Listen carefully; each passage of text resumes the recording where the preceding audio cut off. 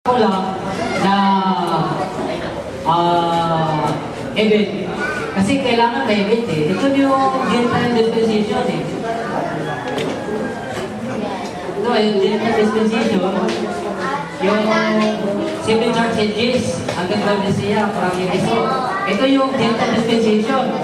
Sabi ni Pablo, sa 1 Thessalonica, bago kasi Kristo, sa ulap lang. Di ba sa ulap?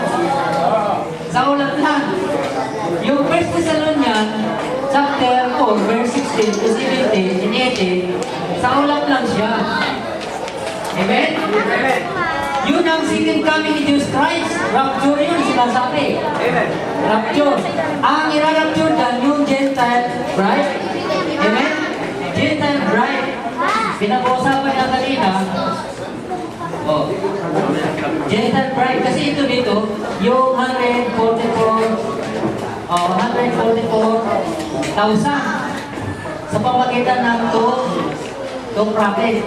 Okay. So, yung ang first coming ni Jesus, second coming ni Jesus Christ, kasi itong first coming, first coming, no? Ito yung second coming niya, sa ulap na, rapture, di ba? Basahin natin yung second Thessalonians, kasi first Thessalonians yan eh. Yung first Thessalonians yung yung pre-trip, ito pre-trip. Ito pre-trip, ito yung Gentile bride. Sa ulap lang sikreto, di ba babasa lupa? Okay, second Thessalonians chapter 1, verse 8, verse 5, verse 5 to 9. Pakibasa lang, ang sabi dyan na ang galit ng Diyos sa third coming ni Jesus Christ ay wrath of God na yun. Hindi na rapture, kundi galit ng Diyos. O galit ng Diyos na yun sa second Thessalonians. Iba, yung first, iba yung second. Tingnan natin, yung second Thessalonians, chapter, ayan, basahin natin. So, pakibasa natin, mabilis lang tayo, tatanong tayo ng 9. Ayan, sabi dyan, judgment of God, di ba? So, tuloy-tuloy natin. 6.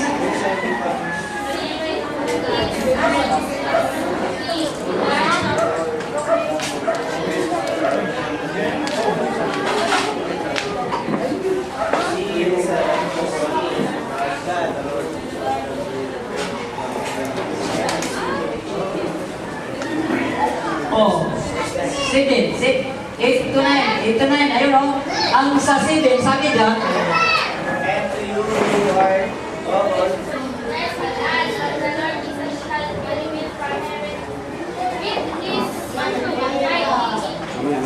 okay, 8.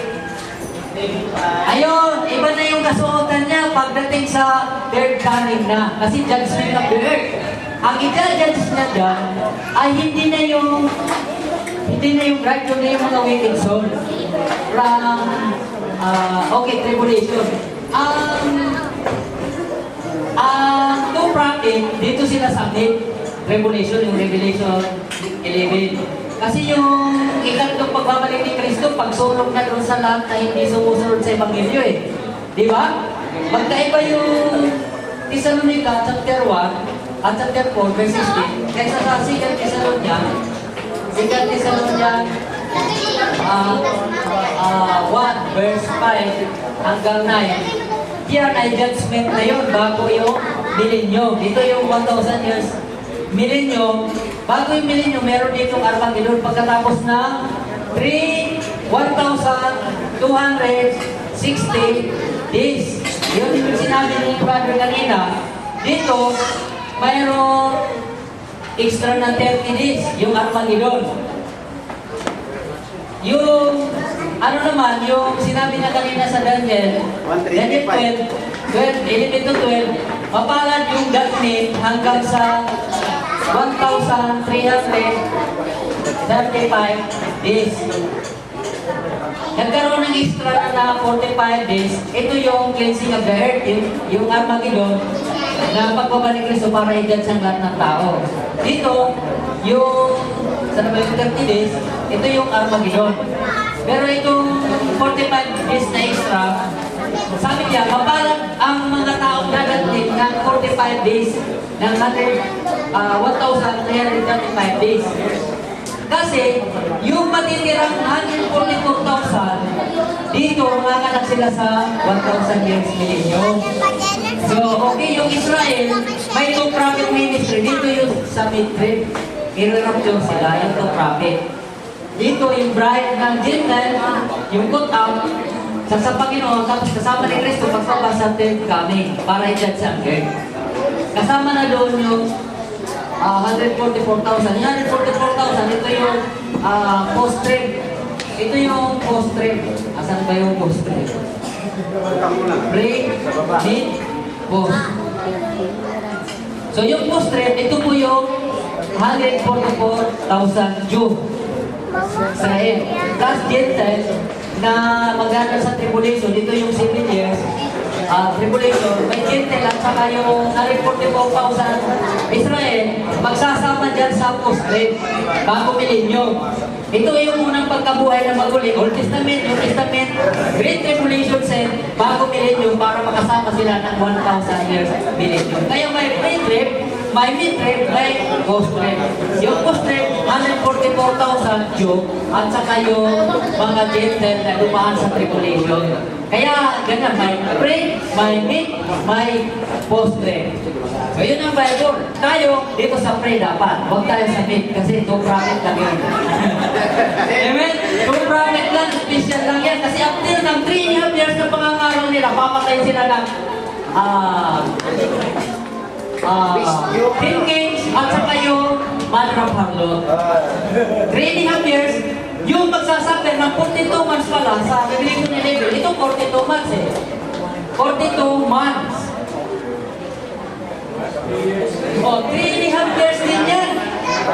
Ang lahat ng lupain nito ay sisirain ng Gentile 10 kings. Amen? Sisirain doon sa 3.5 years, 42 months yan. Wawasakin ng mga 10 kings. Kasama na yung religion para usigin ang lahat ng bansa. Okay? Yun yung nangyari doon sa 30 days na puhukuman ni Kristo yung mga nagluray sa bawat paligid ng ating bansa. Amen? Sa Revelation 11, 1, 2, 3, and 4. Hanggang sa 12, yung binasa tayo na itong two prophets, mid-trib talaga yun. After ng tribulation, mamamatay sila. After ng pangangaral nila, para sa ultimate, papatayin sila, irarapture sila. Yun ang amarapture sa mid-trib. Yung post-trib, yung 144,000, malinaw yan sa Bible eh. Bago yung millennium, bago yung resurrection, sa second resurrection yung revelation.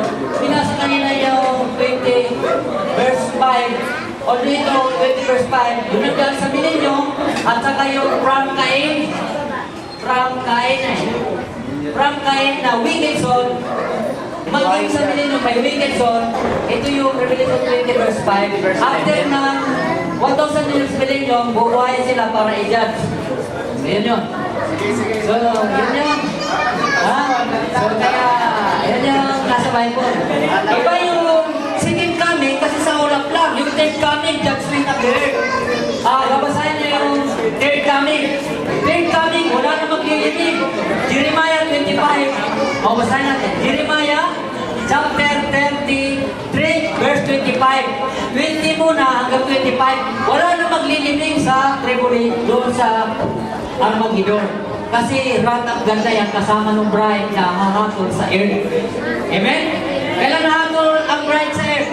Dito sa Armageddon. Hindi doon sa little season, di ba?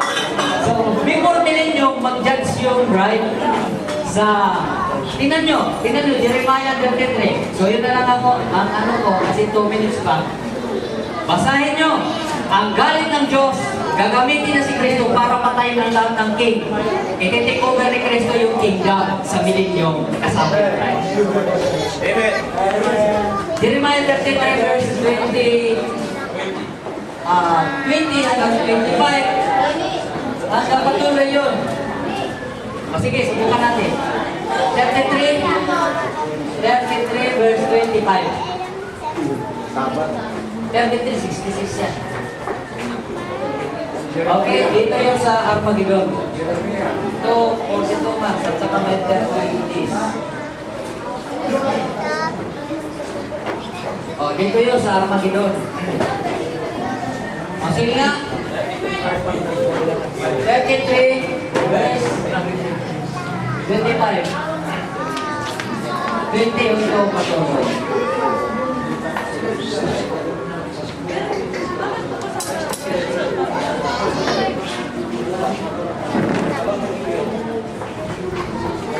Ayan ba? Iba. So, yung utak ko na lang. 30, ano yun? Nakalimutan ko na eh. Baka Isaiah. Ha? Wala lang tayo. So, ang sabi doon, ang pagpapatay ng Panginoon mula sa dulo ng lupa hanggang sa dulo ng lupa, walang maglilibing. Meron. Walang maglilibing. Eh? 7 months. Ay, iba yun. Ibang time yun. Kaysa doon sa ating bagyo at ibang tatlo. Ating last na susunod.